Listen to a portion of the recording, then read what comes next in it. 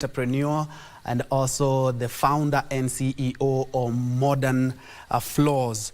And of course, I've looked at your resume is quite checkered, and allow me to just use that for this moment. But we will be talking about, you are also the founder of Africa's Next Young Millionaire. You will be telling us about that. But first things first, why Kenya in the first place? I visited Kenya in March this year. Prior to that, I've been here a couple of times.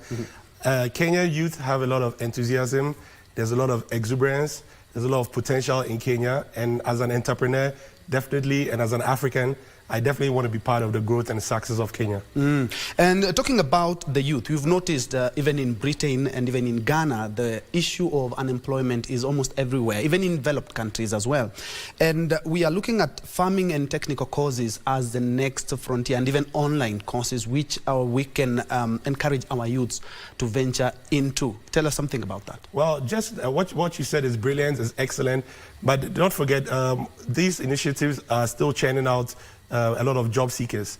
I believe we need to be creating more job creators. We need to be inspiring more people to get veer into entrepreneurship.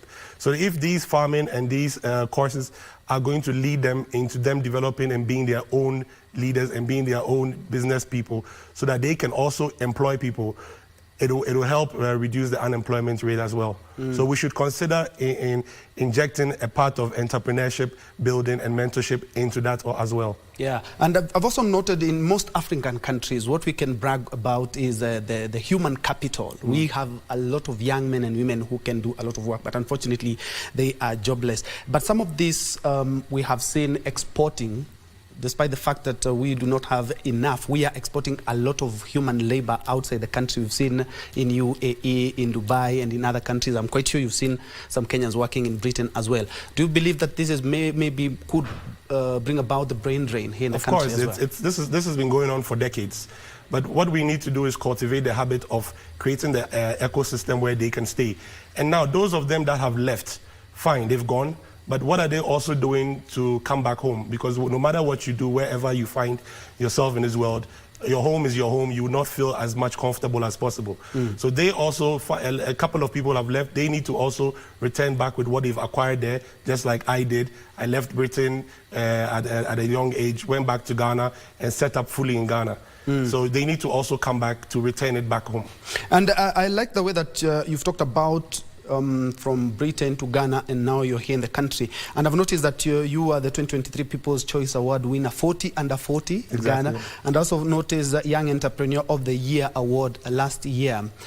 Young men and women need mentorship, which unfortunately is not happening in many African countries.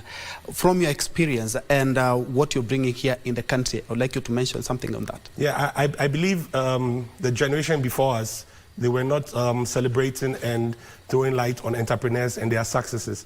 This generation, that's what we need to do.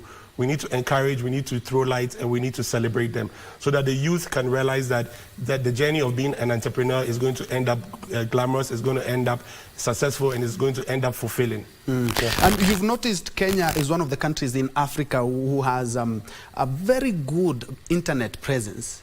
And the president noted by even talking about every county will be having like parks, there will be the aggregated parks, they will be having internet that young men and women can benefit from this. What are some of the things that you're bringing in to help some of the young people here in the country? Yeah, so what we've noticed is that young people are always complaining about capital. Now, we've decided to bring in a reality show called Africa's Next Young Millionaire, where we put together a team of judges across the world that are going to help fund them. Now, they shouldn't get it wrong that when you come up with a business idea, it's not a loan, it's not a grant. It needs to make business sense, because business is about making profit, and if you were not making profit, it should be an NGO. So they need to come up with realistic projections, and they need to focus, and they need to come up with scenarios in all cases, so that in case of a best case, a worst case, or an average case, they still remain profitable, so that the judges I bring on board will find their business ideas investable, and they will inject some money into them as well. And I'm not promoting them, but more or less like the Shark Tank that we saw, where millionaires can also sit with young budding entrepreneurs and help them, and as they venture into their first steps into business.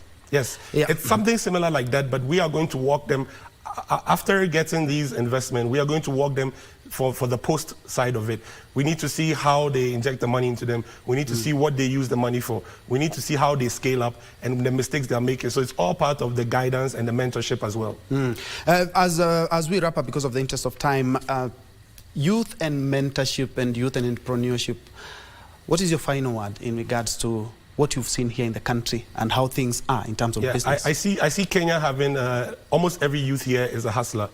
Which is great, but they also should keep in mind that their ideas should be organic and should be unique. They shouldn't just copy and paste what is going on. Everybody, you've had a very big tech boom, which is fantastic, but doesn't mean that there's enough space left in it. Look for an opportunity, look for an avenue where nobody's tapping into, where there's a need, there's a demand for it, and tap into it. It might not be known yet, it might not be big yet, but there's always something that when you start first, you'd always be the biggest in it. Thank you. Thank you so much, David Basil. Anthony, who is an entrepreneur from Britain and Ghana, now setting camp here in the country, and watch out.